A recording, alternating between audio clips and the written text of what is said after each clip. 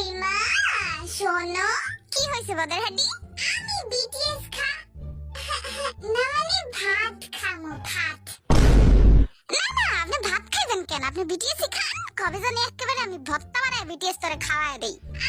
মা চিত্তা যাও কেন? যা সর আমার সামনেতে। আচ্ছা যাইতাছি। ও মা আমি বিটিএস দে।